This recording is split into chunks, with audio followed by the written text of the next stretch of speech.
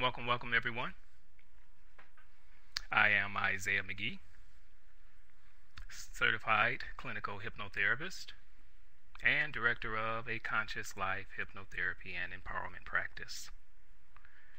And I have been delighted and anxiously anticipating our experience for this evening. We're going to explore you in a context that I believe you will find quite revolutionary, and some things you may hear may even sound quite radical. But of course the intention is not to be radical for radical's sake. It just simply may be information that you've never thought of in the perspective that I will be submitting to you this evening. So I am delighted to be your facilitator for this evening's exploration. And we're going to just get into some of the technical parameters and things of that nature for our webinar this evening. Hello everyone. My favorite sister logged on there. She's laughing now because she's my only sister. So, moving on here. I'd like everyone to have, well, before I begin with that, if you see the screen that's on your screen right now, I want to give high props to my audio, graphics, and technical consultant, Don Vozoff, without whom most of what I have been doing over the last year would be much more challenging and difficult to facilitate. And so my heartfelt thanks goes out to Dion Vozoff, who is in her own right an extraordinary composer. And I want to thank her for all of her feedback, her insight, her wisdom, and most importantly, her humor. You know, whatever kind of practitioner you go to, whether it's medical, whether it is psychological, any kind of practitioner that you go to, it's interesting to find out what else they do other than their practice. If you go to a practitioner that is a musician or loves animals or pets or something like that, then you can pretty much assure that you've got somebody that you might want to stick with, because when you have someone that is well-rounded or desires to be, then that means they bring that intention to whatever it is they practice. So, beginning with this evening, to our webinar, 4 Secrets to Progress. And we're going to I am going to submit to you 4 secrets that absolutely can put you back in the driver's seat of your own life and affairs. Although I want to interrupt our process here in our webinar to tell you that this webinar will not make anything happen. So I'm sorry if you've logged on and you want the webinar to make something happen for you, want something to happen to you. The webinar will not make anything happen. Will not make anything happen. However, you are the happening.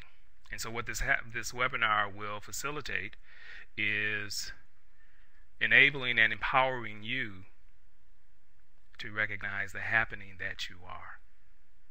And we're going to do that in such a insightful way that I suspect that there will be many aha moments that will be triggered in your own awareness during the course of our time together, as well as subsequent to this. Many aha moments for you. Now, one of the first things that I want to mention here before I get into continuing here is that you're going to see a lot of imagery in the slides that are accompanying our webinar this evening. A lot of imagery. And as a hypnotherapist, I'm in the reprogramming business, if you will. I have been dubbed the forensic scientist of self-empowerment. The forensic scientist of self-empowerment.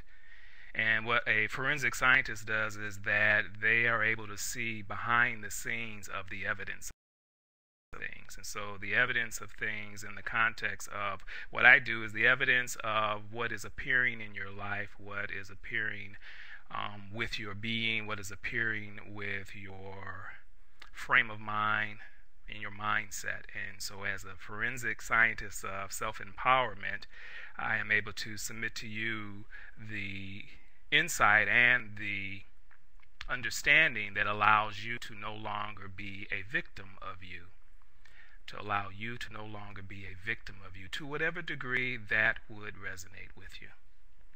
And so if you'll see the statement there, it says the greatest impact towards progress is to realize you have a body rather than thinking you are a body. The greatest impact towards progress is to realize you have a body rather than thinking you are a body.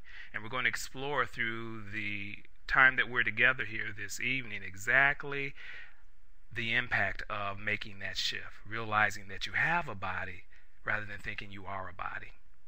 And as we continue here, you'll have a very clear understanding and appreciation of what that means. In fact, those who have worked with me for a bit of time have heard me say that and perhaps have even drilled that into their mind during our sessions and feedback via email is that you have a body, you're not a body. You have a body, you're not a body. And so essentially what that means is that you have a body. Your body doesn't have you. And when I use the reference body, that's including your mind, your brain, I should say. That's including your brain. So you have a body, the body doesn't have you. Now, 90%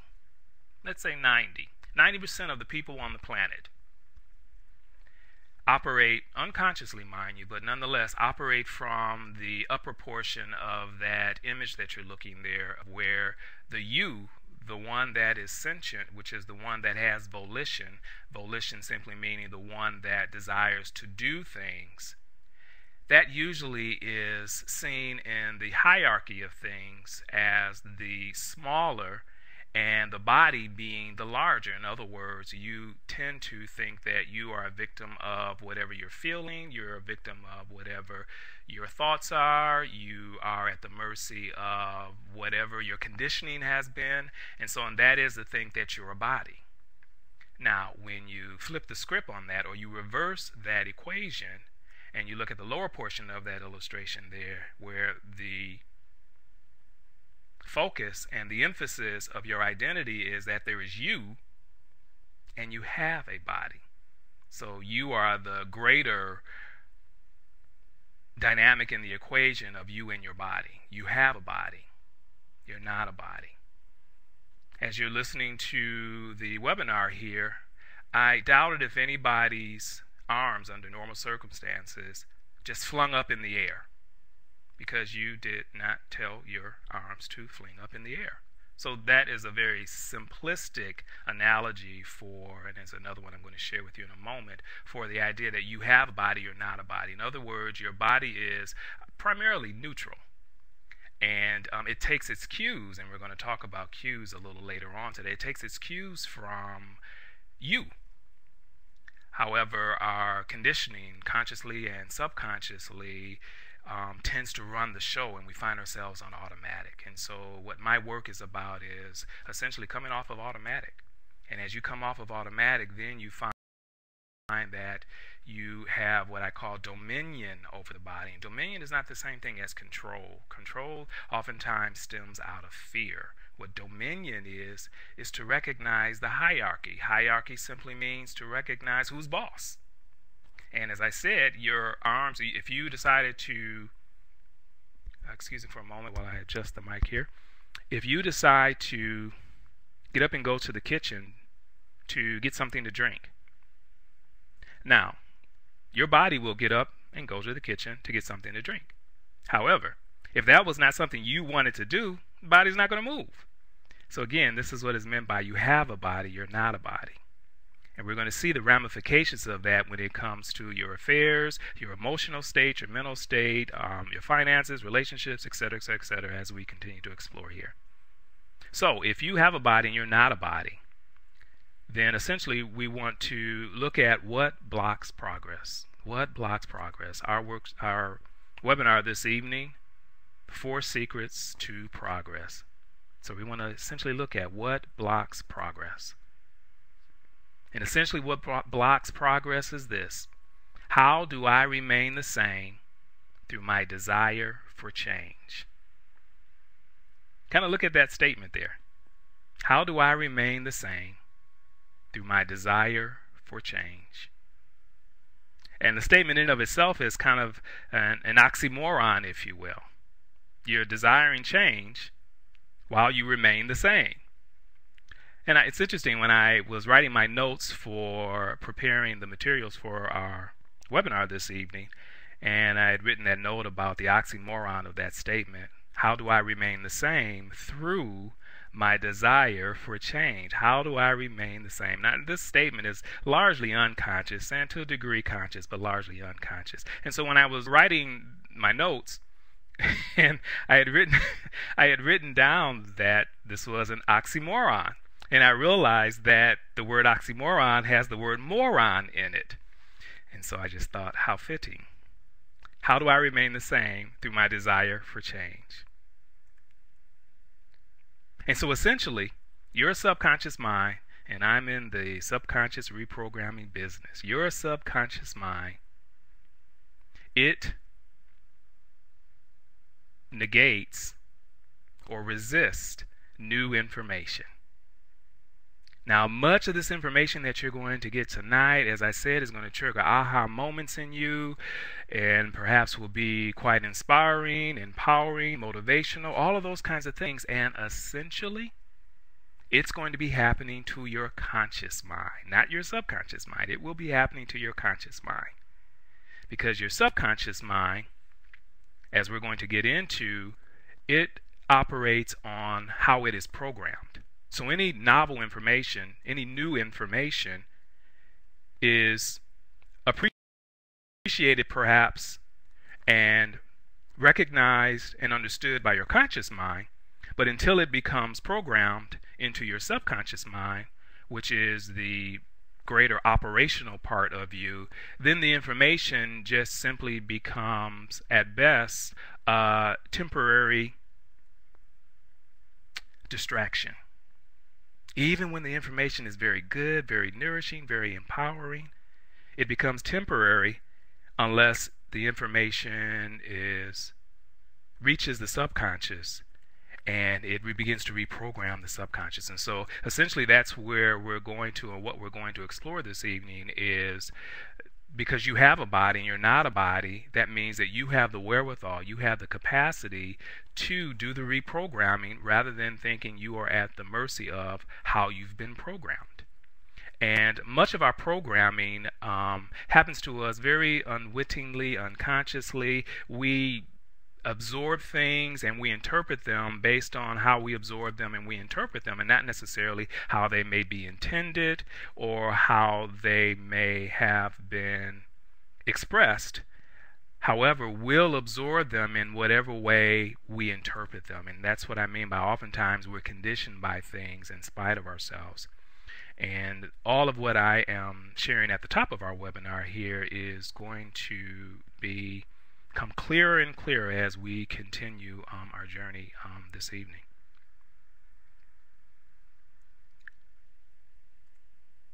So your subconscious mind, it resists new information. So it's like it is essentially saying that whatever you're perhaps resonating with, whatever you're saying, oh God, this is the key, because we've all been there where we absorb information by whatever means it happens to be, something that we read, something that we hear, a session with someone, and we say to ourselves, this is going to change my life because this has impacted me so much. And then, of course, what we find happening is that a few days go by, a few weeks go by, maybe even a few months can go by, and what we find is that the impact of something that was at the time we experienced it so powerful and so riveting to us has waned, if you will, and largely that's because it still had the same resonance with you, and it still perhaps is just as meaningful for you. However, if the subconscious mind didn't absorb it, then your conscious mind, because it is absorbing things constantly, what it does is that it says, you know what, I need to make room here, because you are absorbing so many things that you're not even conscious of. When you're in a room, all the things that you happen to notice about a room, that is less than 100 to the power of 1%, and this is no exaggeration, of what your brain is actually absorbing from the phenomena of an environment. Now, you may notice colors, you may notice people, you may notice things that resonate or attract you or repel you, and any of those things that you notice is, I can't even use the word scratching the surface in terms of what is inundating your awareness. And so consequently, what occurs is that information that comes in, however meaningful it is, however impactful that information that comes in, what is happening is that even though you may not be interested in the subsequent information that is coming in, what you will find is that your brain is still absorbing that information. So what it says is that, well, I've got to dump what I learned yesterday. I've got to dump what I got in that webinar. I've got to dump what I read in that book. I've got to dump what I, got from my therapist, my counselor, my friend. I have to dump that information because I'm being inundated, 24/7 with information that's coming in now. And this is why, unless the subconscious absorbs that information as the conscious mind takes it in, then what you will find is that it does not have as much significance in reprogramming, if you will, so that you truly benefit from it as much as if the subconscious mind is absorbing it. And one of the reasons why there's a method to my madness here in terms of there's going to be so much imagery that you're going to be seeing during our journey here, and one of the reasons for that is that the subconscious mind, it processes, it absorbs in images. And you think about dreams.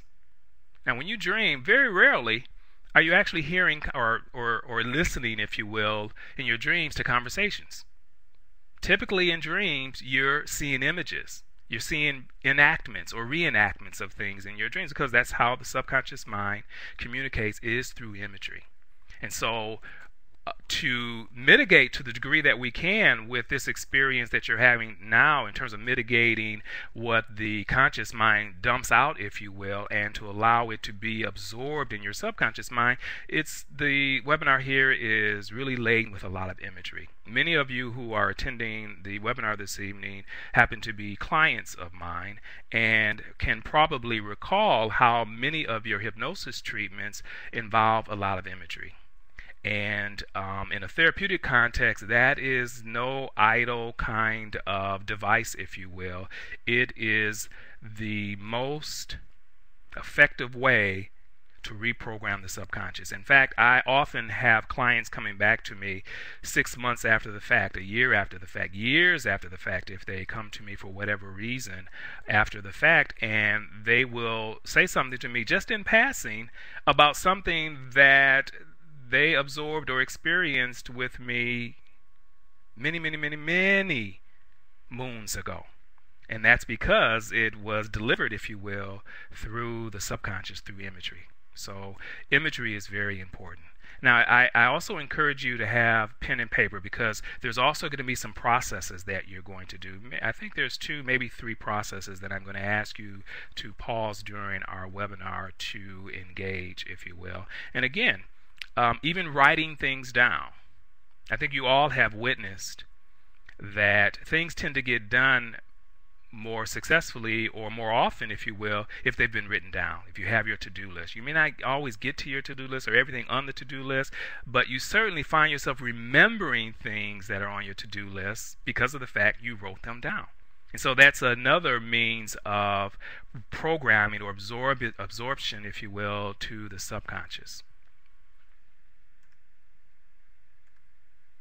And by the way, feel free during the course of our exploration here, if there are questions and comments, to go ahead and submit them to me. I may not be able to address them right in the moment, but I absolutely want you to submit them, and time permitting, we will do a Q&A, or I'll respond to them in the moment, depending on the nature of things here as we move on. So that brings us to, because we want to reprogram that subconscious mind, secret number 1. The body always responds. Secret number 1. The body always responds. The body always responds. Your body responds to your inner environment as well as your outer environment. Inner environment means what you're thinking, your perception, your ideas, your thoughts, your emotional state. That's the inner environment that your body reacts to or responds to. And of course, it also responds to your outer environment. What triggers you in your experiences, what triggers you in your activities, what triggers you by what's happening or not happening in your experience, what you witness in your experience. Well, all of those things, the body is responding to those things also. So your body responds to the inner environment and the outer environment. And so since your body is responding to all phenomena, if you look at the list there and you see the word love, laughter, you have a win in whatever context that would be relevant to you. You find yourself saying yes to something that occurs. You find yourself thinking that something is possible. You're in that mood. We've all been in states of mind where we feel optimistic, even if it's fleeting for us, or even if it's very rare. We've all experienced that. Gratitude. The thought, I can do it.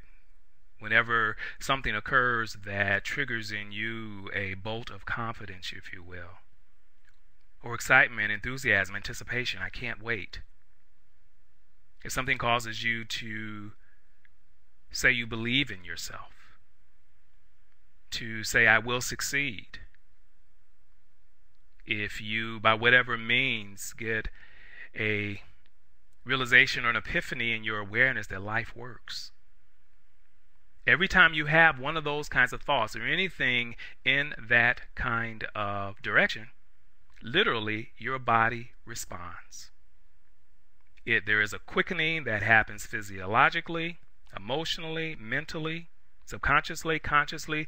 Every single thought that you entertain, your body responds to. Now, we're going to talk about how that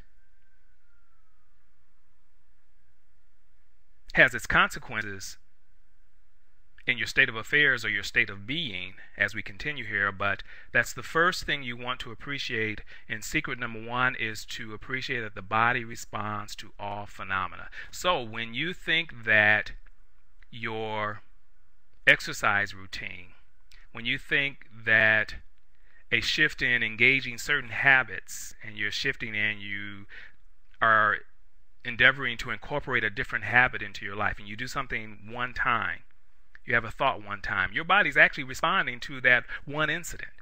Now, it may not be noticeable to you, but that doesn't mean it's not responding. And so since the body responds to all phenomena, that also means that your body is responding to the thoughts of concern. The economy, the economy, the economy.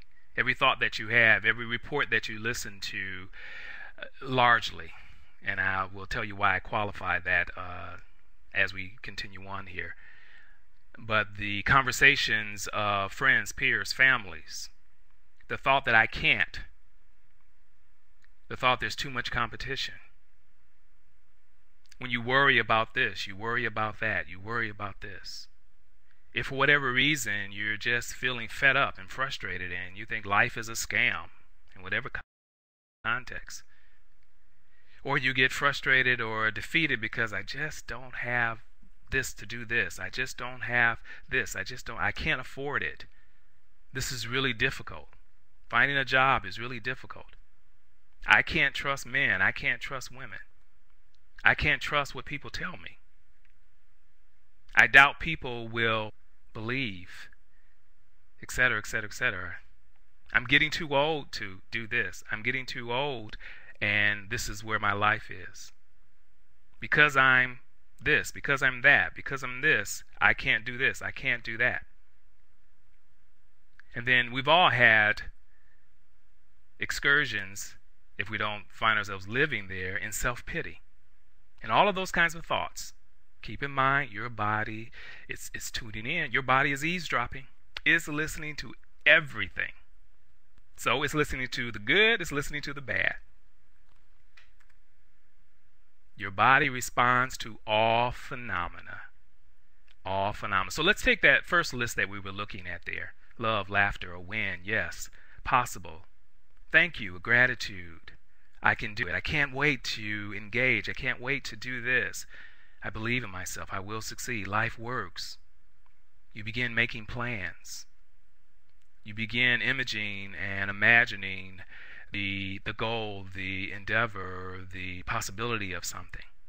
Your body is responding to those ideas. Now, don't let your mind run ahead of me here, because I know there are many of you who are saying that, well, I've been positive, I've been optimistic, I've listened to that. Trust me, stay in the moment here with me, and this will all become even clearer. But first, let's appreciate that your body does indeed respond to all of the positive activities, affirmations, thoughts, ideas, inspiration, aha moments, realization. Your body indeed, and again, when I say body, that also is in reference to your brain. It responds to everything. Now, how does it respond? It responds through actions. It responds through emotions. It responds through your moods. It responds through your receptivity, what you tend to be receptive to or not receptive to. It responds through your physiology, what's going on in the body. It responds to your possibilities, whether your possibilities are vast or whether your possibilities are constricted. This is your body responding to the phenomena of what it has been exposed to. And again, that's exposed to in the inner environment as well as exposed to in the outer environment. Your body responds to all phenomena. Your body responds to all phenomena. Now, let's look at that other list there. Because the body responds to all phenomena, if you have been constantly worried and you've seen that worry validated by experience, and we'll get into that validation shortly, and so then you're thinking that because of the economy, that's why it's so difficult for A to happen, B to happen, C to happen. When you think that I can't, because perhaps that has just been a chronic thought that has accompanied your experience. When you think there's too much competition. When you're worried about this, worried about that. I'm worried about what I'm going to do for my future. I'm worried about, where I am right now. Again, there may be some bitterness, some resentment that is set in, and so life is a scam. Or I just don't have what I need to do this. I can't afford to do, every time I think about what I want to do, I just simply can't afford to even consider or entertain doing certain things. It's really difficult. I can't trust. I doubt people will, whatever might follow that. Believe in me, understand, accept, acknowledge, listen. I'm getting too old to do this. Or because of this, I can't that. Well, again, your body responds to all phenomena. And it responds, so that means when there are these prohibitive, I like to use the word prohibitive or affirmative. Prohibitive means negative thoughts, because negative thoughts essentially are prohibitive of what you desire. So rather than say negative thoughts, because that has become so cliched, I'm using the term prohibitive thoughts or affirmative thoughts. And that means that quote-unquote positive thoughts are things that affirm, they sanction, they support what it is that you're intending, desire, and deserve. So again, if your mind is thinking of prohibitive thoughts, the body is responding to all of that through actions or inaction, such as depression, procrastination.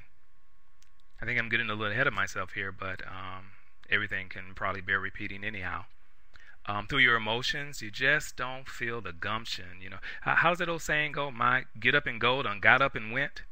So you may find yourself just not even feeling it when it comes to whatever your objectives are, your goals are, or staying on track and those kinds of things. The body's responding to the phenomena now, so that means that it responds to your moods, it responds to what you're receptive to. And this is a very interesting one here when I say it responds to what you're receptive to. Oftentimes when you're just so desperately wanting a break, it's like, just can I get a break? You know, when it comes to whatever area of your life you're in reference to, then we say, can I get a break? If your body has been responding to prohibitive thoughts, if that's the phenomena that it has been responding to, then you will find that you won't be receptive to the prayer of, can I get a break? You literally will be shooting yourself in the foot, unconsciously, mind you, but nonetheless, because your body is responding to the phenomena of the prohibitive thoughts, and so therefore you even find that you're not receptive. And as we're going to continue to understand and explore here, then you may find all things to blame that on, to credit that to, as to why things are not moving, if you will. But in reality, oftentimes, opportunity is hiding in plain sight.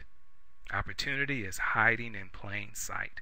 However, if your body has been responding to a lot of the prohibitive phenomena, meaning your thoughts, your ideas, your perceptions, and those kinds of things, and again, I'm not saying that any of these things have not been validated or have not been justified, but validation and justification does not determine what you're available to. It just validates and justifies what you have experienced, but it doesn't determine what is possible. So this is why I never invalidate what people have experienced, the impact of it, the devastation of it, if you will, or even the benefits of things. I never, ever invalidate what someone has experienced and where they've been. But what I absolutely do recognize is that that statement that we started off with, that you have a body and you're not a body, that I never forget. You have a body, you're not a body. Now, if you were a body, then you're right. Whatever devastation, whatever state of mind you're in, whatever is chronic, if you were the body itself, then that would be the absolute state. However, because you have a body and you're not a body, and that means that whatever state the body is in is a state that is malleable, which means that it can be shaped, it can be reconditioned, it can be reformed because you have a body. Continuing on here.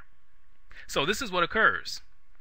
So you have many affirmative thoughts, ideas, and perceptions, particularly when you're in a good space, you're in a good mood, or you've had a win, or there's been some validation, or there's been some wonderful occurrence, if you will, and you have affirmative thoughts. Then, of course, we've all experienced when we have pessimistic thoughts, where we're just in a funk.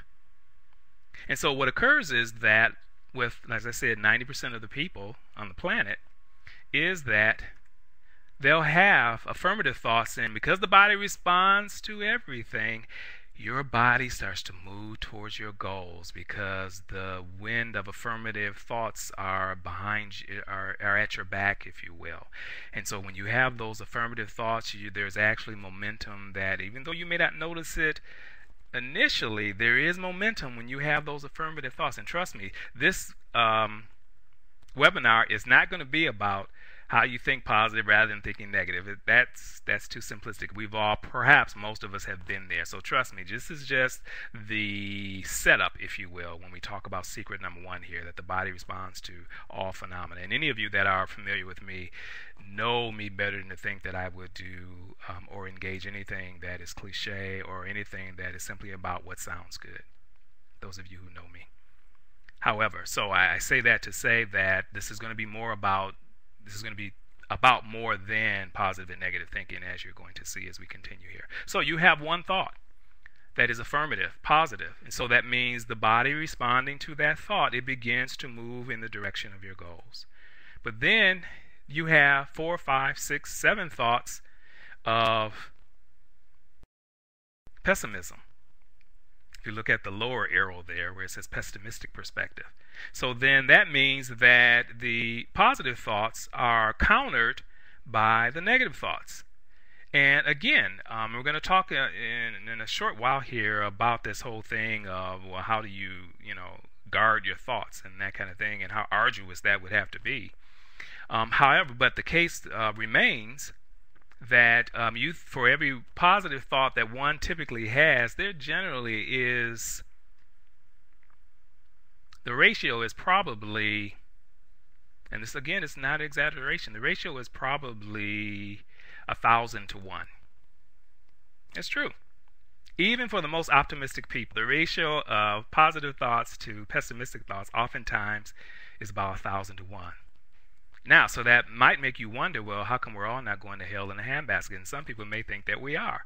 However, the reality is that because one positive thought is so much more potent and powerful than a negative thought, it takes that many negative thoughts to actually counter your positive thoughts. It actually does. And the reason that this is so is that because I'm not simply blowing smoke up your butt here when I say that a positive thought is much more potent than a negative thought, and that's why it takes many more negative thoughts to counter one, is the fact that essentially life works. And without getting into any kind of philosophical or any kind of belief system about that, what I mean by life works, and I like to keep things very pragmatic here. When I say that life works, that's not about a belief system. It's not about an attitude. If you look at nature, things grow out. They don't grow in. I love keeping things very simple so the ego can't get traction based on belief systems and what you believe and what you don't believe and what your history said and what your conditioning said, what your religion says, what your religion doesn't say, what your non-religion says. Instead of getting into all of that kind of stuff, let's just keep it very simple, stupid, if you will, here, and just look at nature. Things grow out. They don't grow in. Anything in nature has the inclination to grow. In fact, we count on it. That's how crops are harvested, is because we anticipate things that we plant will grow. Now, of course, there can be all kinds of mitigating factors, but that's just it. Those are mitigating factors. They don't undermine the reality that life wants to express itself. And if you think about it, instead of plant nature, you're human nature. So that means that that same fundamental principle applies to you as well. Is that your essential nature wants to thrive. So this is what I meant by that, and that's why that when you have a positive thought, well, that's the reason that's more potent than a negative thought is because it's simply congruent with the way life works. That's the only reason that it is more potent, if you will. It's not more potent because it's a happy thought or it's a good thought or it's a good idea. It's more potent simply because it is going with the flow of things. So, but what we tend to do is unconsciously is that we have that 1,000 to 1 ratio, and that's what keeps us stuck. And so what we're going to talk about is how you change that ratio of things. And so it's the law of averages. What you're witnessing in your experience, is really the consequence of the law of averages. And so if you find that you have a relatively productive and available life that is available to you being, experiencing, having, understanding your intentions and your desires, then what that tends to mean is that in the law of averages of negative and positive thoughts that have been entertained consciously, unconsciously, the positive ones have outweighed the negative ones. And consequently, in the law of averages, if you find that you are always stuck, or that movement and moving forward is an arduous process for you, or it's fraught with challenge, if you will, then that is less about your capacity and it's more about the mean average of what has been absorbed. And this is another thing that clients will attest to, is that you absolutely will never get from me that whatever situation you're in is your fault. That word fault. That word fault has been banished from my vocabulary. Now, there are certainly reasons that you have consciously or unconsciously engaged that either permit or hinder things, I absolutely recognize and understand that to be so. But it's never about thought, because thought means judgment. Thought means your narrative about yourself or about something else. And narratives are very subjective. Subjective means that they're subject to your conditioning and your vantage point. Two people can go to the same movie together and come out with completely different opinions about the movie, even though they saw the exact same thing on the screen at the exact same time. That's because their narrative, based on their conditioning, is subject to their conditioning, and that influences what they see. And so again, it's the law of averages. And so, of course, the question comes up, well, how the hell, if you're constantly thinking, how the heaven, pardon my expression there, if you're constantly thinking, how can you guard every single thought and filter every single thought that comes into your awareness? It's not as though you have the mafia in your brain there, guarding, allowing affirmative thoughts in and prohibiting prohibitive thoughts, So how do you shift that ratio so that you begin to see progress? Consistently, accelerated, potently, you see progress as a result of the fact that the positive momentum of the inner and the outer environment, the inner environment primarily, that positive momentum is the wind at your back, if you will. So that's the question. How do we allow that to occur? And that's what we're going to get into now. And so that brings us to secret number 2. Secret number 2. Context is key. Context is key. You see a little soup can there. Those of you who have attended previous webinars might recognize that image there. Instead of camels, it says context. Context is key. Context is key when we talk about how do we, without guarding every single thought that presents itself to our consciousness and our awareness, shift that ratio to where we have more positive thoughts and ideas and perceptions than we have counter thoughts and ideas and perceptions. How does that happen? And that happens through context. Context. And the essential context is how you see yourself. How you see yourself. If you look at that image closely there, how do you see yourself? If you see yourself to any degree, and this is going to surprise you when I actually elucidate, explain further what I mean when I say, do you see yourself as a victim or do you see yourself as a victor? And this is not about the emotional states of where sometimes you feel, I can do it, and then at other times you feel defeated. This is the fundamental perception that you have. Do you see yourself as a victim or do you see yourself as a victor? Now, most people, not everyone, but most people, when they think of the idea of being a victim, they think about it in extremes, that they wouldn't allow themselves perhaps to be abused or to be run over or to be disrespected and those kinds of things. And so when they think about the idea of being a victim, that's the context that they put in. They say, no, I'm not a victim. Many people, I'm not saying everyone, many people. However, what we're going to find out is that victimization can happen in very, very subtle ways. It happens in very, very subtle ways. And so, context is everything in terms of how do you organically find yourself entertaining more affirmative ideas, perceptions, thoughts, as opposed to prohibitive ideas, perceptions, and thoughts. It comes down to context for it to happen organically rather than you having to volitionally or intentionally try to manage it and maintain it, because I'm sure many of you have been there, and that's exhausting, trying to stay positive. It can be very exhausting.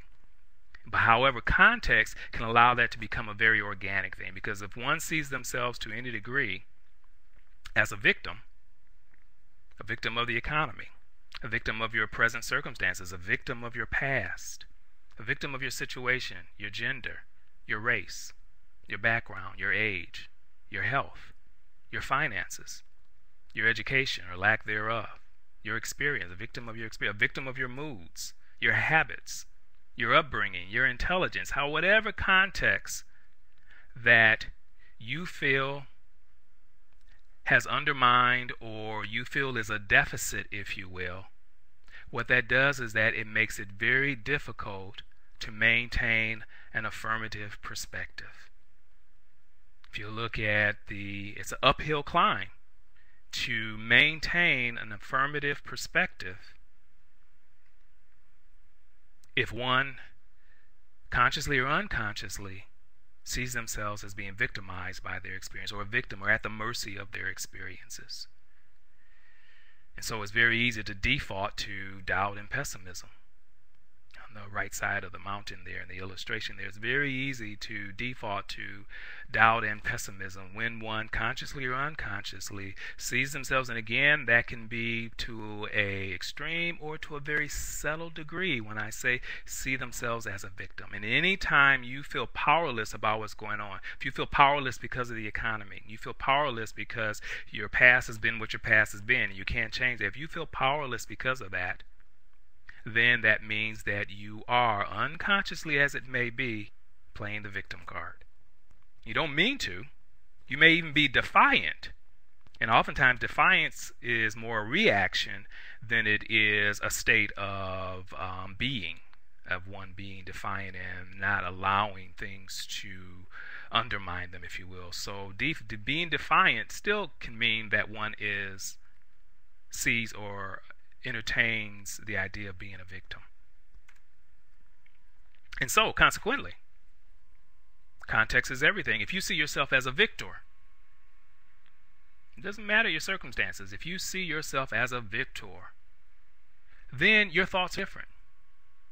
Because as a victor, rather than a victim, you think thoughts such as, what can I do differently? Because obviously what I've been doing is not producing the results that I want or the degree that I want. So what can I do differently? I have there's one client that I've worked with that he's been looking for a job for quite some time, and the primary focus has been on submitting resumes online, submitting resumes. And so I had a session with this gentleman about 2 months ago, it was particularly, and he had not even thought about putting some of the energy and effort into what are different ways that I can approach this. And we'll get into some practical things when we get into our processes here. So this will not all be theory here. We're going to do some processing here as well. But a victor says, how have I underestimated myself? These are the kind of questions a victor asks. A victor says, I may be down but not out.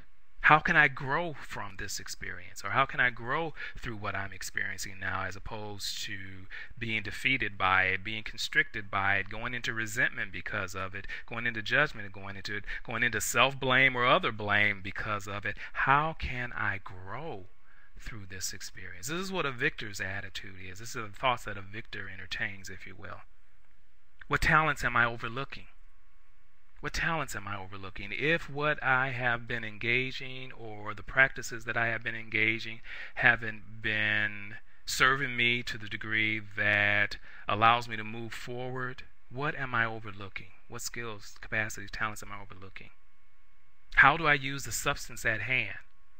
How do I use the substance at hand? What that simply means is that whatever is available to you, you may be looking for investment money, you may be looking for a job, you may be looking for all kinds of things, ignoring what you may have in your storehouse, if you will, that can, in the meantime, or as a transition or to facilitate, can also benefit you.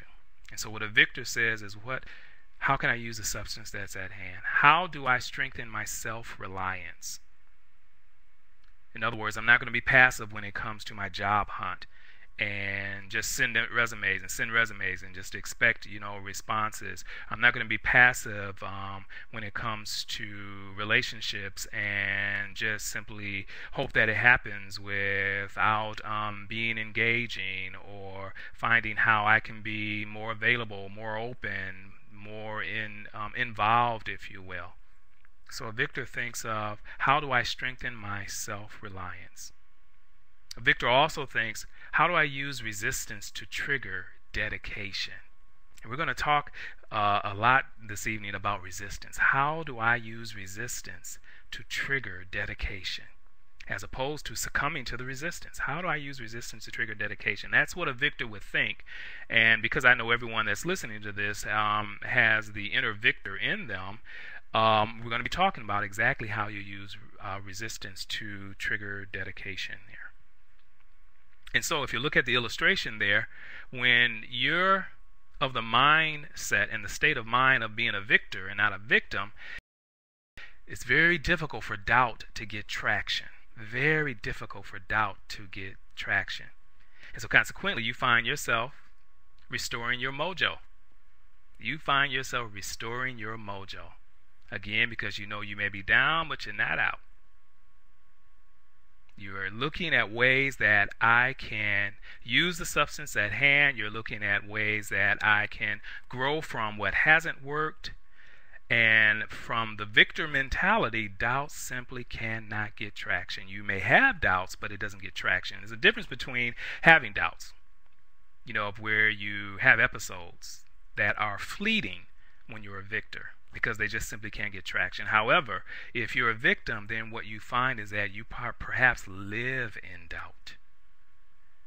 And so again, the difference there is that as being victimized by your circumstances, situations, how you perceive things, the futility of things, then doubt gets traction.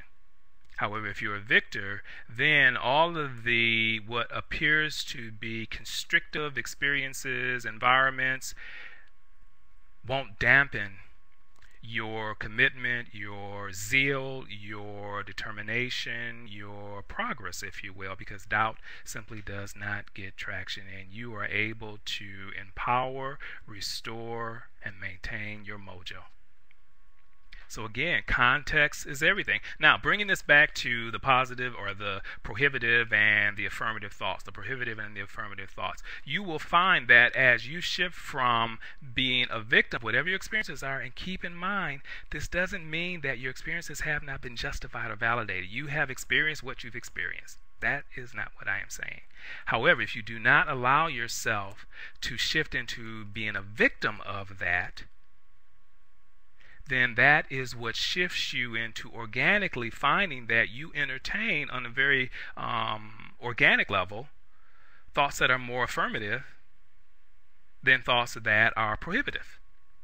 And so this is what I meant by you don't have to necessarily be the constant, you don't have to be constantly vigilant, if you will, about what thoughts are coming in, what thoughts are not going out. There are a lot of people who are of the school of thought of this whole negative and positive thing, and they start having negative thoughts about having negative thoughts, because they're in that state of where, it's about, trying to maintain the positive and not let the negative, get a hold of me, and not thinking that way. And oftentimes that is still engaged, if you will, from the mentality and the mindset of being a victim. So in other words, if you're a victim, you can think positive thoughts, but they're still undermined.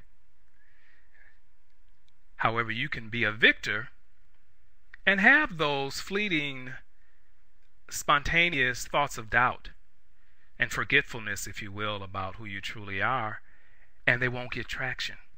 They won't slow your mojo. They won't slow your momentum.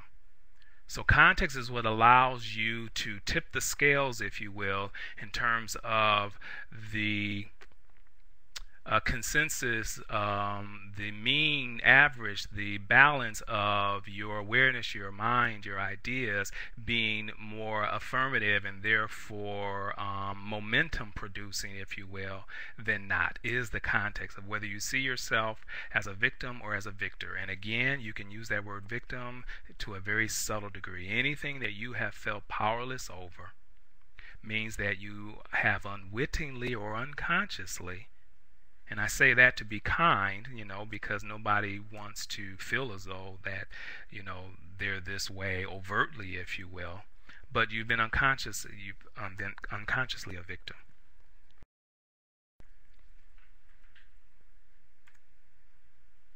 So now we're going to do a process here. And we're going to take a moment, perhaps 2 minutes. List where you have consciously or unconsciously allowed victimization, feeling defeated because of the economy, your age, your health state, your past, your level of confidence, because of procrastination, because of depression. Just list where you have unconsciously or consciously been a victim. And in these 2 minutes, just allow at least 10 things to be rattled off. And then you're going to continue this after the webinar here. But we're just going to take a moment here to allow you to do that. And so go ahead and do that, please.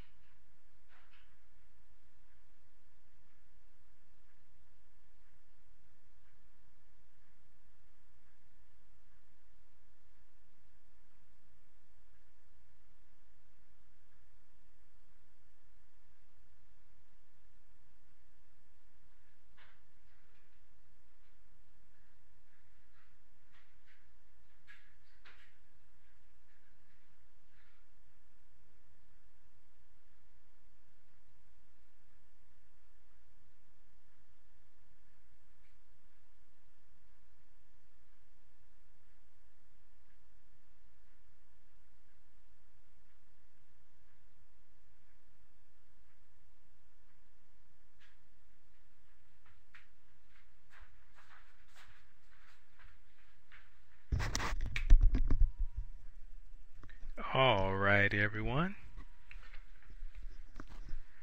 We're going to continue on here. So as you list those things there, the very fact that you're listing those things in and of itself is like the light of awareness disinfects. Yeah, the light of awareness disinfects. So just that you had started listing some of those things right there, it's going to be very difficult now for those things to have the same or get the same kind of traction on you simply from the vantage point of where we are in our exploration here. So now that takes us to secret number 3. And then it looks as though we will have an opportunity for some Q&A here towards the end here. But we're now at secret number 3. Secret number 3. Resistance is futile. Resistance is futile.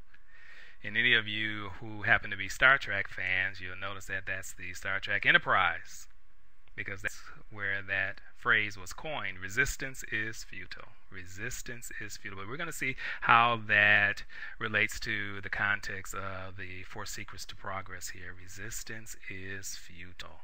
Secret number 3. And essentially, this is what you find yourself experiencing. The body, and again, that includes the mind, it resists change. Remember that statement earlier on in the webinar where it says that people want to remain the same while they experience change. People want to remain the same while they experience change, which is one of the reasons why you will find that you may have the tendency just to allow this experience to be just this webinar here, just to be a wonderful and empowering thing, and then you continue on with business as usual, consciously or unconsciously, because the body resists change. Even desired change, it resists. And so there's that tug of war with remaining the same and change, remaining the same and change. And so how do we eradicate that culprit of the body resisting change, even if it is change that we desire? And here is the This is probably the $1 billion, given inflation. This is the $1 billion secret here, secret number 3. Resistance is futile.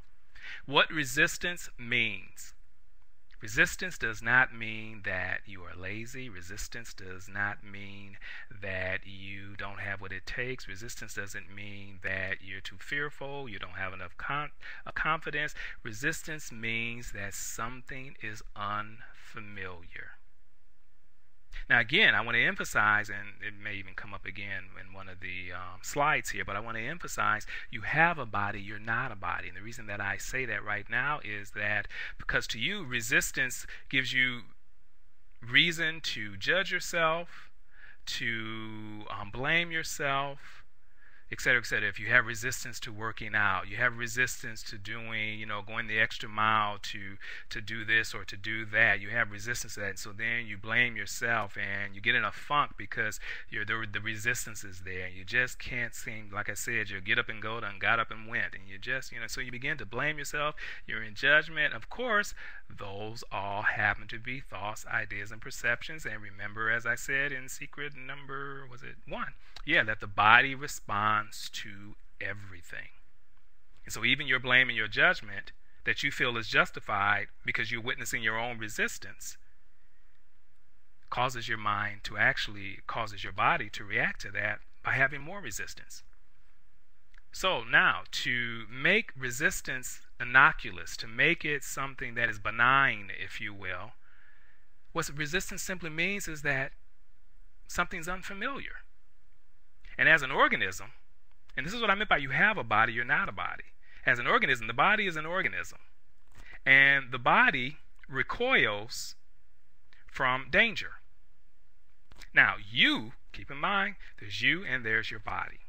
Now, you know that more money, a great job, relationship, greater health, business thriving, you know those are all good things. However, if you're not experiencing those things or experiencing them to the degree that you want to your subconscious mind, that's unfamiliar, and that's dangerous. Conscious mind knows better, but your subconscious mind is in resistance because it's saying, well, where you want me to go is unfamiliar to me. Unfamiliar means it could be danger lurking, so therefore, I ain't budging. And so this is what you find occurring with resistance. So resistance is not about your ability, your capacity, your commitment, your ability to be responsible. That's not what resistance is about at all. Resistance is when you're looking at the body that you have and you're not seeing yourself as a body, to where you have this narrative about what your resistance means. It means I'm lazy. It means I'm this. It means I'm that. When you don't have that narrative and you're just looking at the body objectively, if you will, as an organism, because remember, you have a body, and so that's what the body is. You're not the organism. The body is the organism. Remember, as I said, if you wanted to get up and go to the kitchen to get something to drink, you tell the organism to do that, but the you that tells the organism to do that is not an organism. That's what is volitional in you. That is what is sentient in you, if you will. So what resistance means is that the body is not familiar with what it is that you're desiring. And again, so that's why I emphasize this statement again. The greatest impact towards progress is to realize you have a body rather than thinking you are a body. When you think you are your thoughts, your feelings, your emotions, your experiences, and that kind of thing, then you succumb to the victimization of that. You become a victim of that. When you realize you have a body, then you say that whatever state I'm witnessing, whatever state is going on, it may be chronic, it may to the body appear very difficult, it may be very arduous. However, that ain't me. That ain't me. One of the things that I remind clients of when they come into my office is that, and I've had clients come into my office where they have felt so low that I didn't need to open the door. They could just come in under the crack in the door. That's how low they may have arrived for a session at any given time in their experience. But what I recognize is that I have tremendous empathy, but I absolutely cannot afford to have sympathy. I have tremendous empathy, but not sympathy, because sympathy means that you're sympathizing with what it is you're witnessing there.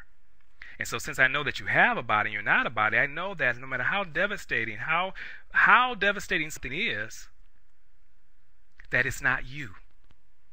It's what the body has been conditioned and therefore subsequently is experiencing. And I will absolutely recognize the devastation of it.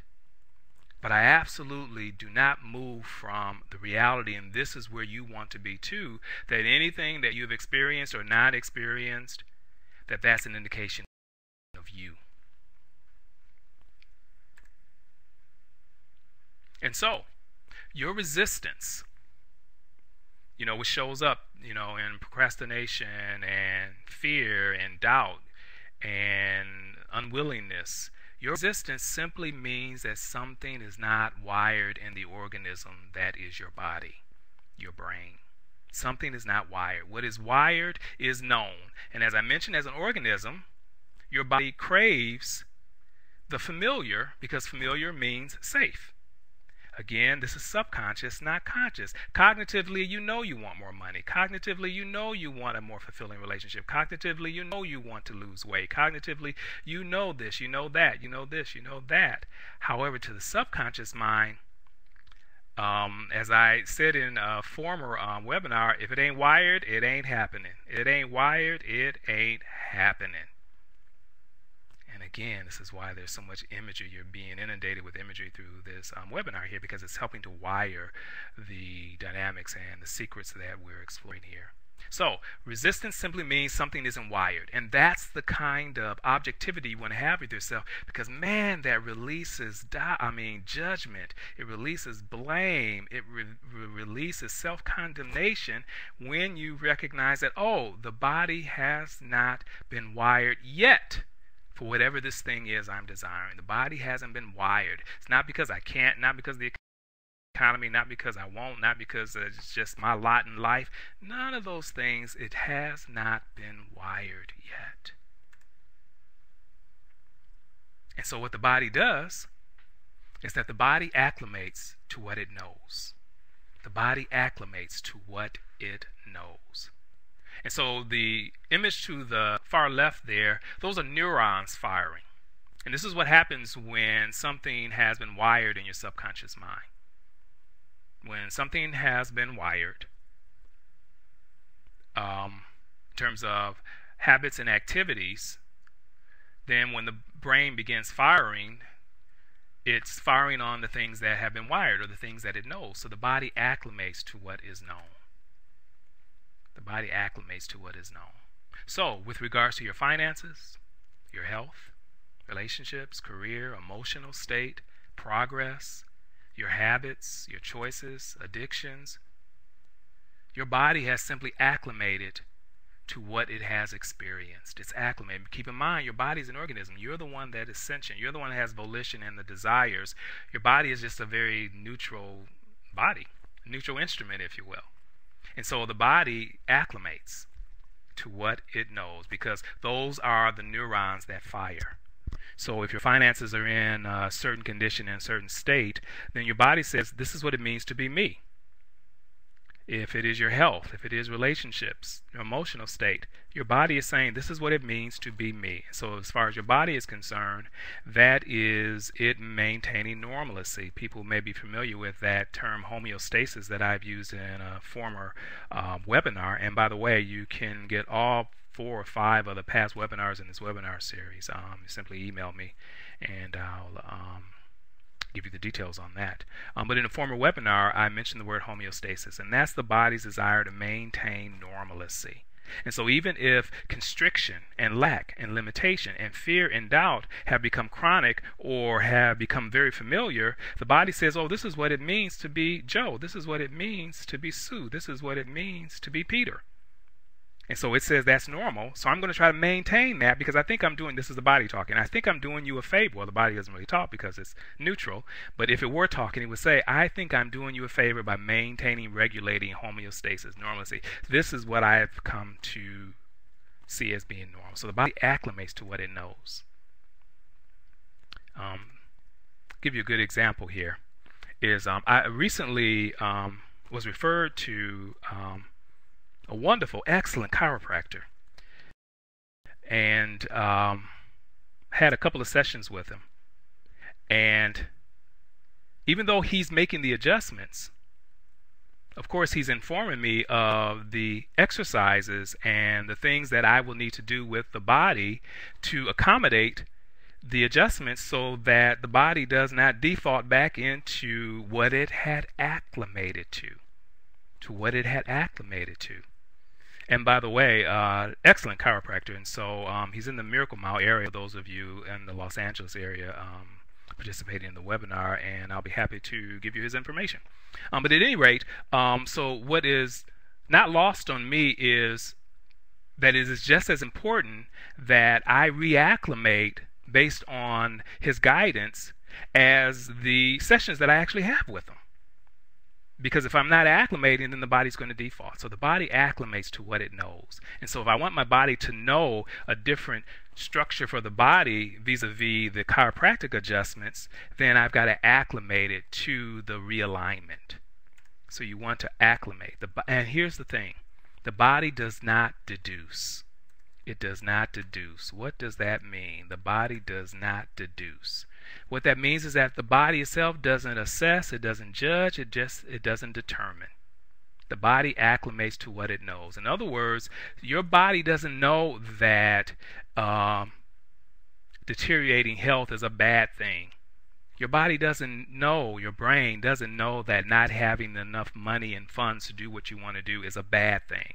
The body doesn't know that. The body's very neutral. It's you that makes the judgments and the assessments, and perfectly understandable. But the body itself, it just acclimates to what it knows. It does not assess, it does not judge, it does not determine. The body does not deduce. Now, I'll share why that's important. Here's an example here of when I say the body does not deduce. It just goes on how it's programmed. And I love to use this example with clients. It's a classic example of how your body and your mind operates here. Let's say that you have tickets to go to a wonderful concert. If you look at the image on the left there, that happens to be Adele, who is a pop artist that I really, really am resonating with. And let's say that you have tickets to perhaps orchestra concert at Disney Hall, or you're going to see the White Stripes at the Staples Center, whoever it is that resonates with you. Let's say that you got tickets to a wonderful concert. And on the other hand, 2 days later, you also have an appointment to get a root canal. That's the image on the right there, to get a root canal. And this is what I mean by the body does not deduce here. Now, you've got tickets on Thursday night to see Adele, White Stripes concert. And then Friday, you have an appointment for a root canal. Now, does either destination determine whether you know how to drive your car or not? You know how to drive the car whether you're going to that fabulous rock concert or you're going to get a root canal. That does not impact your ability to know how to drive the car to either destination. And this is what I meant by the body doesn't deduce. So in other words, you've already got it programmed in your subconscious mind how to drive a car. So whether you're going to something you're looking forward to or something that you're not looking forward to, it does not distort or impact your ability to drive a car. So if subconsciously you've been driving towards, because of your experience, limitation and lack and fear and doubt and constriction and uphill climbs and challenges and those kinds of things, your subconscious mind is not saying, oh, that I really don't like, oh, that's too bad. Your subconscious mind doesn't deduce. It just says, this is how I've been programmed. This is what it means to be normal to me. And so therefore it continues to drive in that direction, unconsciously, mind you. Because consciously, you'd rather go to the rock concert and would not want to go to the dentist, even though consciously you may know you should or need to. But subconsciously, your body knows how to drive the car. So this is what I meant by the body does not deduce. And this is the source of your frustration. This is the source of your frustration. The source of you being sick and tired of being sick and tired, to whatever degree that may apply, is because your conscious mind is saying, I know better, I desire better, I want to see more movement. And again, take what I'm saying here relatively to whatever degree it applies to you. Some people from one degree, the spectrum is an entire range there. But this is what causes frustrations, because your conscious mind knows what it desires, what it wants, what it is dreaming, hoping, yearning for. But your subconscious mind, it ain't in it. And then what we tend to do, however, because we're not aware of that your subconscious mind is not on board with your conscious mind, we tend to blame ourselves, we blame others, we blame the circumstances. When we have a frustration, we find ourselves taking that frustration out, and far too often we take it out on ourselves.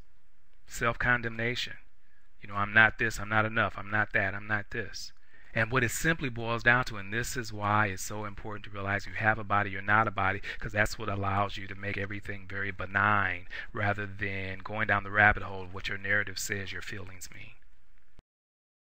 And that is to appreciate that your subconscious mind, which is 80% of your programming, 80% of your MO, your modus operandi, or how you are in the world, if you will, it operates on what has been absorbed and programmed, not on what your conscious mind entertains or desires or wants. And because you're not aware of that, then your narrative is that you associate blame with self, with others, or circumstances. And the reality is just simply your subconscious hasn't gotten on board with your conscious mind. Now, it's getting on board through this experience, this very experience we're having this evening. From Secret 1, 2, and 3 here, your subconscious mind, particularly with all of these images, and whatever has truly resonated with you, and you've been able to relate to your own life with what we have been exploring here, you're also getting your subconscious on board. Getting your subconscious on board. So in other words, what you want to do is you want to wire. Keep in mind, resistance means something's not wired. You want to wire what it is that you desire, which is why you want to shift into seeing yourself as a victor. Not to put a happy spin on negative things, but you want to see yourself as a victor, so that enables you to begin to rewire the subconscious so that it's in alignment with the victor mentality, so that it is in alignment. That's why at the beginning, the interruption that flashed, that this webinar will not make anything happen, because the reality is that you are already happening. And you are the greatest happening there is. You're the best place to be.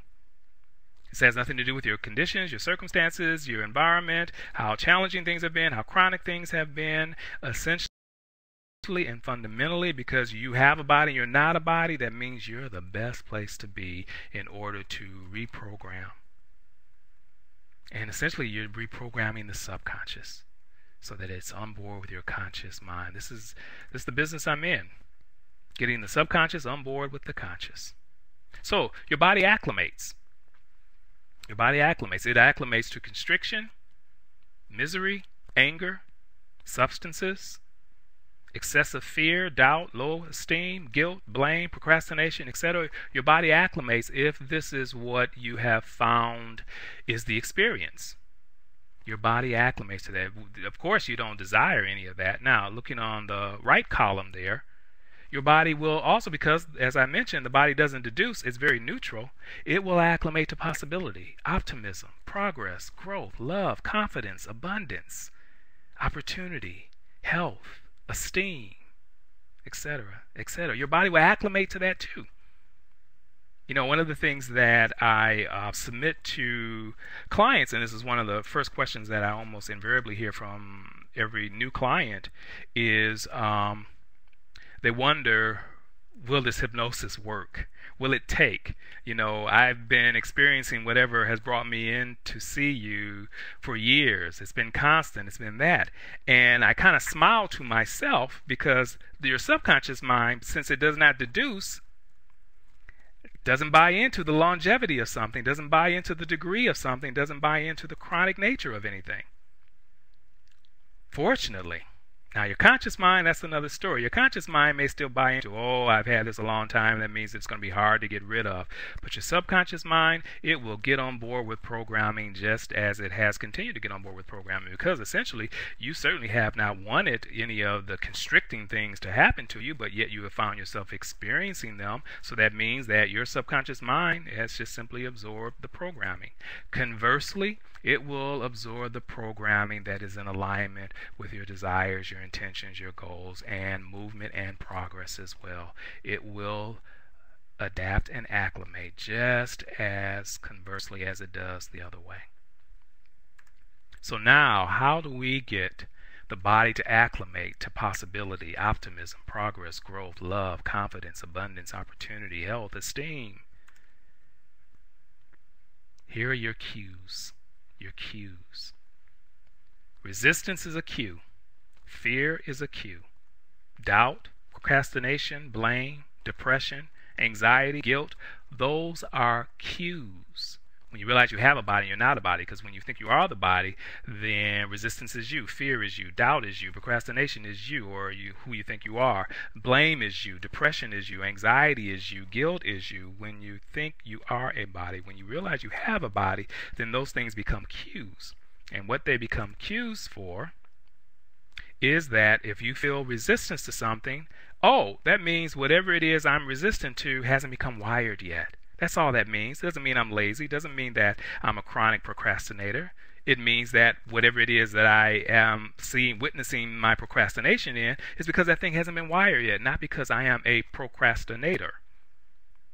Blame, depression, anxiety, those are your cues. Whenever you're feeling any of those kinds of things, what they trigger, or the cue that they are, is that, oh, whatever is causing my depression, the opposite of that hasn't been wired yet.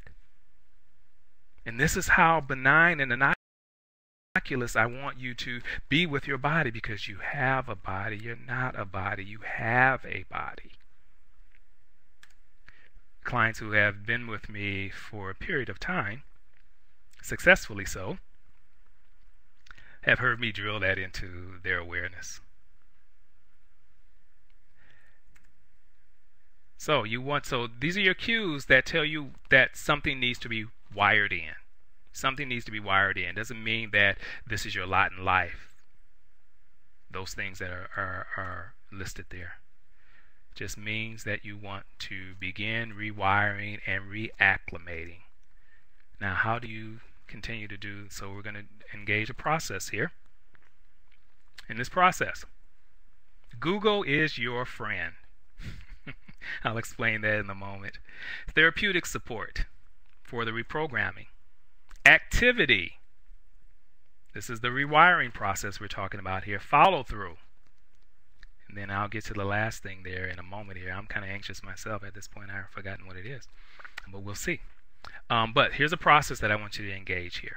So when I say Google is your friend, for all of the downsides there are to the internet age and that kind of thing, the upsides outweigh it, like that ratio of negative to positive thoughts, but in reverse. The upsides are 1,000 to 1. Google is your friend, or whatever search engine that you're familiar with that you use. So in other words, I'm going to use a couple examples here. I'm going to refer to that gentleman that has been searching for a couple of years, for a job. And the approach that they have been using, because this is what is wired, is you submit your resumes online, submit your resumes online, submit your resumes online. Now, not that that approach isn't an appropriate approach. That's the absolute word I want to use. Not that that's not an appropriate approach. However, if that's the only thing that's wired in, then you're going to find yourself absorbing a narrative that says, nobody responds to my resumes. Nobody's calling me. I've done such and such and such and such to no avail. Now, as you're rewiring, you put in a Google search that says effective ways to secure a job. Effective ways, I'm just using this as an example. You can extrapolate this into any area and any dynamic. Effective ways to secure a job. You're going to get obviously pages upon pages, and particularly the first 5 pages, you're going to probably get some pretty sound ways to go about it. Now, what's going to come up for you if you take this advice, because now your conscious mind is saying, oh, that's it for people that this applies to. It's going to say, oh, that's a good idea. That's what your conscious mind is going to say. And so then what's going to occur is that you're going to get that list. And then you're going to click on one of those options from the Google search that says that, ladies and gentlemen, I hope you don't mind if I go a little over here. We are winding down here. Hope you don't mind here. In that search, you're going to click on one of the responses that you got. And it's going to give you 10 things that you can do. You may have even heard them, on TV or other things of that kind of nature. Now, typically what happens is that your resistance is going to kick in. Because, this is what I meant earlier when I said that we want things to change while we remain the same. And so remaining the same means that what I've already got wired in is that this is my one approach here, or my basic approach. Yeah, I do other things here and there, but this is my basic approach. And then your whole narrative about the ease or the difficulty is based on that primary approach there. So resistance is going to kick in when you see this list of 10 things that you can do to secure a job that are out of the conventional or the traditional thing that people do. And there's a method to the madness here as you absorb this experience here tonight, is what that resistance means. It doesn't mean that you go into being overwhelmed or you go into feeling defeated or, yeah, I've got to do more work. No, what that resistance means is what? Oh, those things that are listed, the first thing, the second thing, the third thing, that's not wired in yet. That's the reason I'm experiencing this resistance, because something's not wired. Not because the narrative of, oh, it means I got to do more work, or it means I got to do it this way, or, well, what about the web? None of those narratives need apply. Your resistance, once you have decided to do something different, which is what rewiring is about, and for progress to occur, is that when you notice the resistance, because you have a body and you're not a body, you do not become the victim of that resistance, because you recognize resistance just simply means, oh, whatever this thing is I just looked at once I clicked on here, it hasn't been wired. The idea of doing it hasn't been wired. The idea of doing it hasn't been wired. Therapeutic support for the reprogramming. That's where yours truly comes in. Activity. Oftentimes, what will occur is that people will get gung-ho about trying something. And then if the results are not what they expected or do not turn out as they desired, then they recoil and they retreat. And so what you want, but what they haven't allowed to happen is that they haven't allowed whatever the activities of that activity are, they haven't allowed it to become wired. And so therefore, they're not witnessing that the activity doesn't work. What they're witnessing is that it hasn't yet been wired. And so what I want to encourage you to do as part of the process here is that I now want you to engage activities for activity's sake. In other words, don't look for the results. Sounds unusual, huh? Coming from an empowerment therapist coach here. But don't look for results. Just do the activity for the activity's sake to acclimate and wire in your brain the activity itself.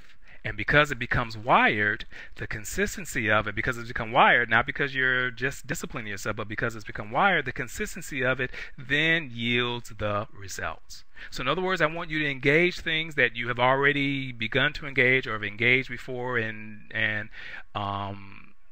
didn't see the results that you want. I want you now to re-engage them now just for the sake of wiring them. In other words, engage activity for activity's sake. Now we come to secret number 4. You ready? I can tell virtually everyone is chomping at the bit. Secret number 4, the power of yes. And this is going to be a very fitting way to draw our webinar to a close here. The power of yes. Now, there are people who have attended prior webinars where this dynamic has been submitted. And for those of you who have done it before, most of you, or a few of you, because I've seen you recently in client sessions, probably have not been doing this recently. Those of you who have been exposed to this from any prior webinars, the power of yes. I'm going to explain what that is. So for those of you who have heard this idea and have not found themselves doing it as of late, that simply is proof in the pudding, if you will, of something that had not yet been wired. So therefore, the novelty of it meant you went really gun-ho with it. And I've even had clients tell me the results that they've seen from it. However, if they didn't afford themselves the opportunity for it to be wired, then what you find is that it happens sporadically, occasionally. It's like, oh yeah, that's right, the whole yes thing that Isaiah was saying. So now I'm going to go ahead and explain that again. And for those people who are already familiar with this, this really gives you an opportunity to really wire it in, if you will, in the subconscious. And for those of you where this will be a new concept for you, well, because of that context that I've just given there, you're going to really be very concertedly absorbing what it is that I'm going to share with you now, the power of yes. And when I tell you about the simplicity, the potency, the effectiveness, and the power of what I'm about to share with you right now, I think that, and I am a very humble man, but I think that I deserve a Nobel Prize for what this can do and the simplicity of it. Boy, that was a build-up, wasn't it? So, the power of yes. The power of yes. In your mind, when you have fear, that is your mind saying no to confidence. When you have doubt, your mind is saying no to certainty. When you have lack, when you're experiencing lack to any degree or of any nature, that's your mind saying no to abundance. Not consciously, because remember, consciously, of course you want abundance. Of course you want certainty. Of course you want confidence. But subconsciously, if that has not been the experience, then your subconscious mind is saying no. Not possible to do this, to do that, to do whatever it is. You know, it's not possible because of this or because of that. That is your mind saying no to the possible. That non-believing how. Well, how am I going to do this? How am I going to do that? How am I going to do that? When that comes from the context of non-believing that something is possible, and that's what causes you to say how, that is you saying no to being receptive to how. When your immediate response is, well, I don't know how to do this, or how to do this is going to be difficult, or finding out how to do this is going to be difficult, that is you being saying, that's your subconscious mind saying no to being receptive to the how. So what is powerful about the power of yes is that what you want to find yourself doing is that you want to find yourself saying yes like crazy. Consciously, silently, and verbally, perhaps when appropriate. Maybe you're in the car by yourself or something. I wouldn't necessarily do this, out loud unless, the circumstances are qualified, if you will. But you want to find yourself constantly saying yes, yes, yes, yes, yes, yes, yes, yes, yes. You want to find yourself saying yes when things are going good or a good experience happens. And here's the key. You want to also find yourself saying yes when you are experiencing anything that is limiting or defeating, whether it is from the inner emotionally or whether it is something you're witnessing and experiencing in your affairs and circumstances. Even when something negative is occurring, you want to find yourself saying yes. Because the negative thing means that what is being reflected is a no to whatever the opposite or the contrary to that is. So, how simple is that to where you're using one word to begin to foundationally reprogram all of your conditioning, regardless of what area, what context, how long, what circumstance, is to constantly be saying yes. Because unconsciously, when you see something you can't afford, your mind is saying no. It's not saying no just because it can't afford it. It's saying no to the possibility of it because it can't afford it. So how is that going to get you in the situation of the possibility of being able to afford it if you're saying no to the possibility of it. Now, that's unconscious, and that may be the reaction that your mind has.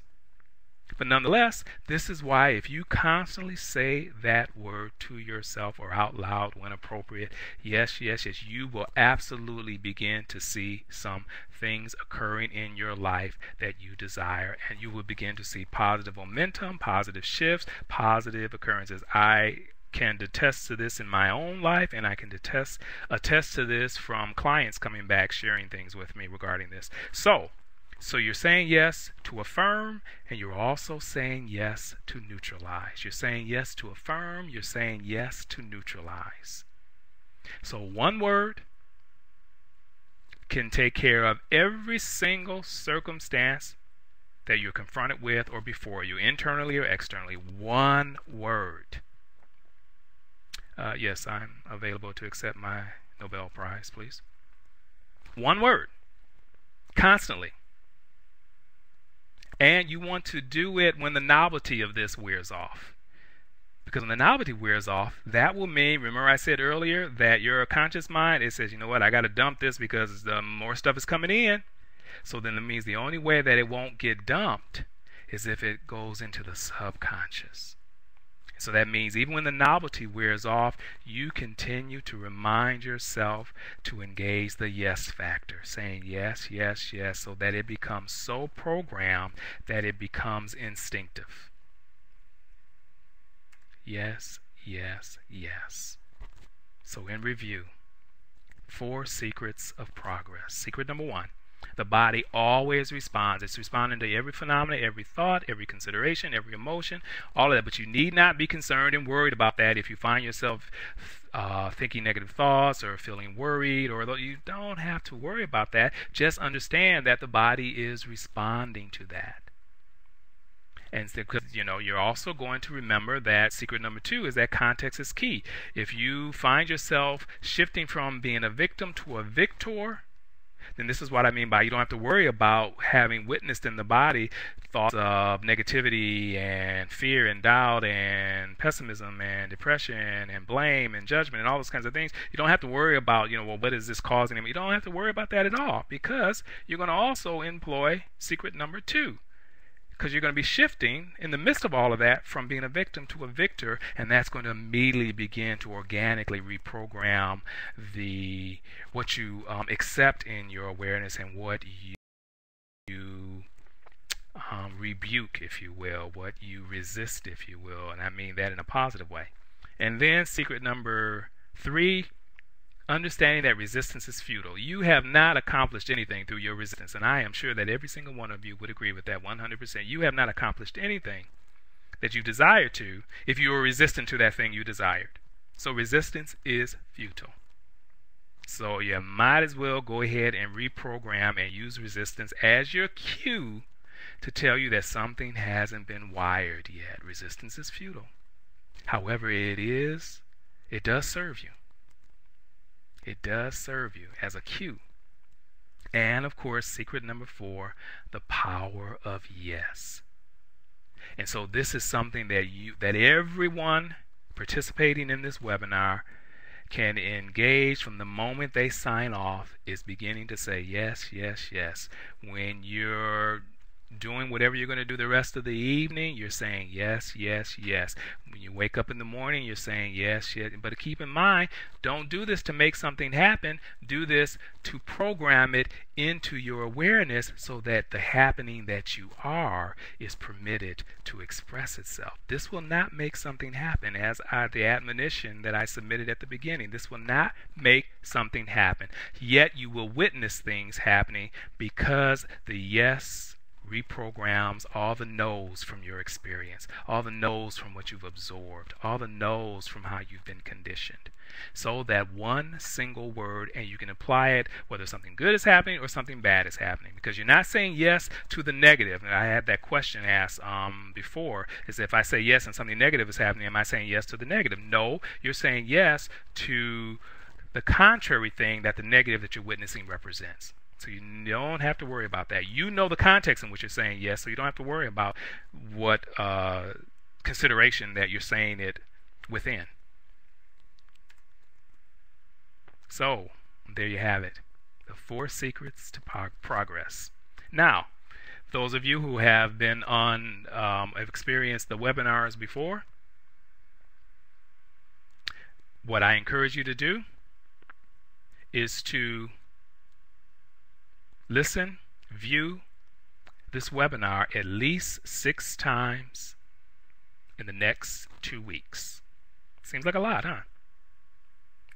And I'm sure you can imagine, understand why I am encouraging you to do that.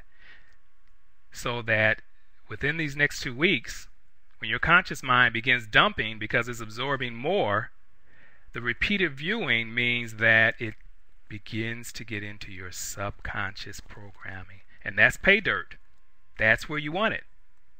And how powerful it is. It's almost like when you remember, you know how you think of something really hits you and you say, oh, I'm going to definitely remember this, and when I get home, I'm going to do such and such, or I'm going to write it down when I get home. And then how often have we found ourselves very remiss and upset with ourselves because we can't remember what that thing was that we knew we weren't going to forget. That's because your conscious mind had to dump it to absorb other stuff that was coming in, even though that was significant to you. So you want to repeat the viewing of the 4 secrets to progress at least 6 times in the next 2 weeks. Now, how are you going to do that? I am going to send you a link that allows you to log on to experience this again. I believe. I hope I remember to record this, but we'll find out. All right. Last but not least, if you book a session with me, yours truly, to get that subconscious or continue getting that subconscious on board with your conscious mind, $50 off, 90-minute intake for first-time clients, $25 off, 60-minute. That's if you book your session within the next 24 hours. Obviously, that doesn't mean you have to have the session in the next 24 hours, but to book it within the next 24 hours, you get that discount that is there. And the only caveat there is that discounts cannot be combined with any other prepaid packages, and discounts are void if you reschedule your appointment longer than 7 days. In other words, don't make an appointment just to get the discount and then reschedule it for 2 months from now. So there you have it. This has absolutely been my joy, and I'm going to open this up quickly for 5 minutes here for any questions. Yeah, for any questions that there may be here. So your screen is going to change just a bit here, and this does conclude officially our restoration, our webinar for this evening. I thank everyone for your undivided attention.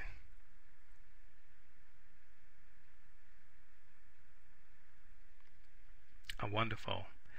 I'm looking at the responses from you guys here.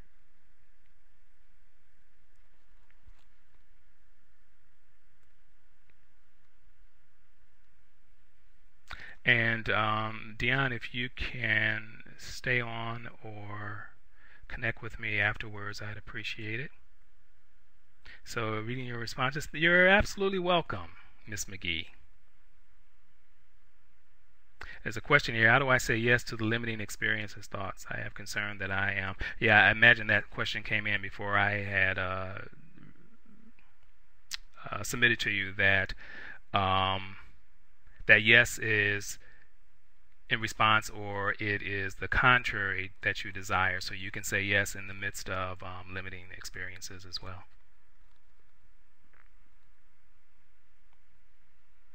So yes, you're saying yes to the neutralization of limiting thoughts. Absolutely, when you say yes under constricting circumstances. Any more questions?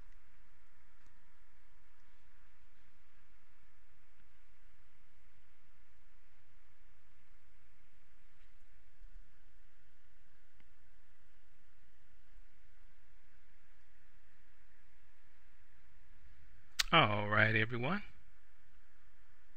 Well, that concludes our webinar. Stay tuned and stay posted, and you will receive information on the next one as it is scheduled. All right, good night, everyone.